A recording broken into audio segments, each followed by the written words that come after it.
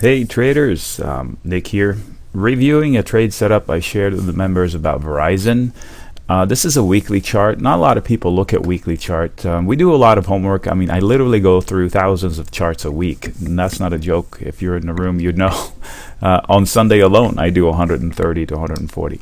Okay, so having said that, it allows me.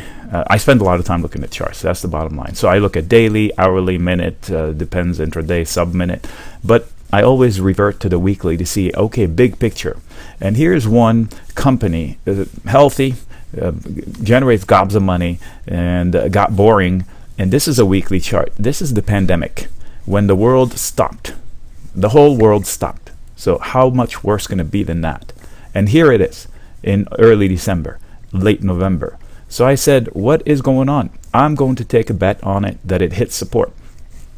And also, this was kind of a huge fight back in 2018, which, if you remember, December 2018, the whole market crashed, and it only was here. So clearly, it is an oversold situation from the logic perspective. Forget fundamentals, forget charts. Okay, so I went to share this, and then I came across a tool, a Harmonic tool. Scott Carney is, I believe, the author of it. These are automatically drawn, not mine. So I think their website is this one, harmonictrader.com.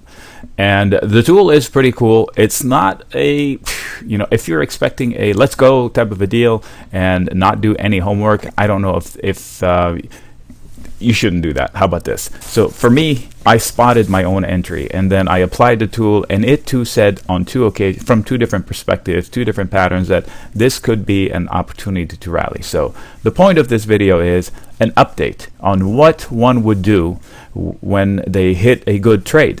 Clearly, we entered, I think, December 3rd or something. So down here, and then we got this. So now what do I do? I have a win on my hand. What do I do with that? First of all, personally, I like to book profits as early as I can when it hits a certain percent. So I want consistent wins, even though I don't hit the home run. If it goes back to maybe 58, which is possible, it's okay booking 30, 40, 50%, especially when you're trading options. It might be more.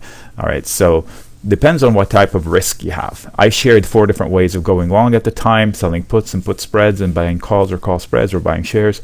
So 5 different ways. Maybe a combination of both, all kinds of combinations that can be done. So it depends on the risk profile. I would like to book some. So here's the proper logic that I usually share. And let me share the lines I did with the trade. All right, so I know there's a lot of lines. I'll walk you through them. I just added this one. I just added this one, and I just added that one. Everything else was there. So this, that, no, this and that. So resistance, those 2 things, and this line. And let me walk you through. This was my objective. Okay, automatic drawn pattern or not, this was my objective. Clearly, they achieved the first leg. I thought they would bounce, they would fade, they would try again, and they would bust out to finish the job. That's my pattern. That in my head, that's what I saw. And they got to number 1. And then they faded. So that's a whole week. And then this particular week we're in, today is the 23rd of December. Merry Christmas, happy holidays, stay safe over the New Year's. If I don't see you by then, or you don't see me by then, hear me. Okay, and the whole week, they gave us this indecisive candle. They call these dojis. So I'll give you a mini lesson on a doji candle. So they open right here. And then at a certain point of the week, oh my gosh, the market's falling apart. No, wait, we love it. No, wait, you know what? We have no clue. Let's just close where it is, and we'll decide next week. So they punted. They got to here, and they failed. They punted. So now I have 2 lines that you can watch. The top, where they failed 2 weeks in a row, and 1 week before that. And look, that's been pretty important throughout history. So this is a long period of time.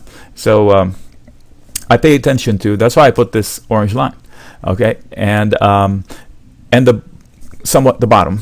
So 52 to 51.5 becomes important. So it's okay for them to come down. I actually expected it. I thought they would dip a little bit. It's not okay to lose the progress. So this is not an actual line. I could have done it this way or that way. I want the progress. And so it's okay. It's okay to dip a little bit and to come back and try again, taking these top ones off. So dip a little bit, normal. So if I haven't booked yet, if I did not book my profits yet at the top, now I have to make the decision on the dip. The dip will keep having, I would still have profits at 52 or 51.5, and then I have to make the decision.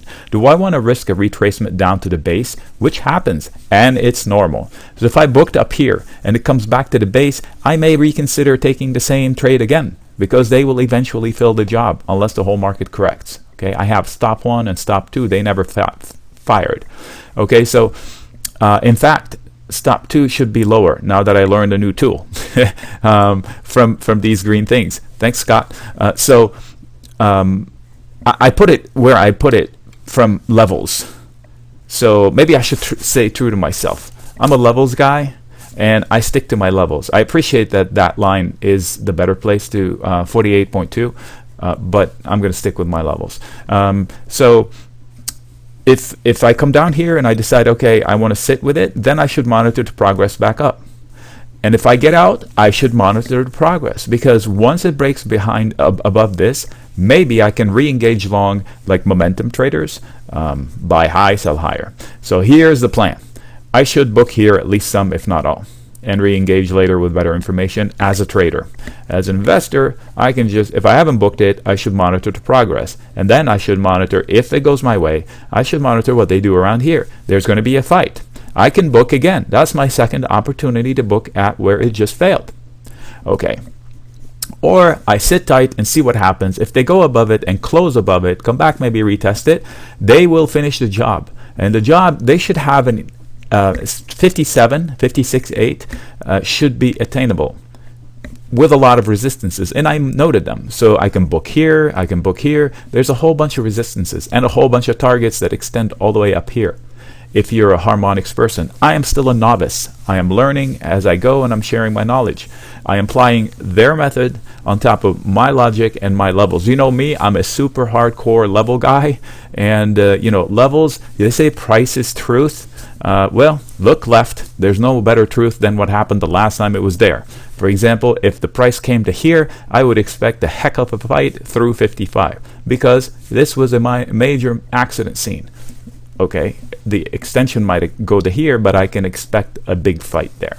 So you've been schooled on how to marry two things. So this is a tool that I just acquired, and if it hits and tells me, oh, sunburst, go, I'm making a mistake. You have to see what happened before that. You have to see what's happening after that. This basically tells you, go look for something.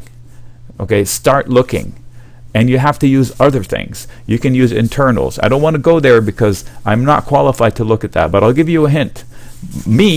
Actually, the tool was my checkpoint. I took the opportunity to take the trade based on my levels, and then this came as gravy. But I'll tell you what the tool should be used with. Something internal, like an RSI, for example. They provide you a couple of things. These triangles, which I don't have one here or here. So that's not help there. But I bet you the RSI would be, and they do provide a special RSI of theirs. Get your own tools, whatever they are, MACD, whatever. Just get another layer of information that tells you, that confirms. The sunburst is not the go. You could, but then maybe you revert lower. And then definitely watch what happens on the bounce, because once it hits, if that's a ledge, that's a big ledge. You think it's a coincidence they failed to the freaking penny? Let's see, what is the low on this one? 53.22. What's the high on this one? 53. The close was 53.17. The high, 53.22. To the freaking penny. Okay, so you can't make it up. You can look at the upper left-hand corner. L 53.22. H 53.22. These numbers right there. Okay, so if you don't believe in charts and machines trading and looking left, then I can't convince you. Hopefully I just did. Let this be your New Year's resolution. How about this? I did a video especially on that. I should call it like look left trading. Just whenever you decide, like if you went to decide to go long here, you should have looked left. you'd have said to yourself, maybe I should wait out another candle or two because last time they were here, it didn't end up too well. Okay, signing out. Happy holidays, everyone.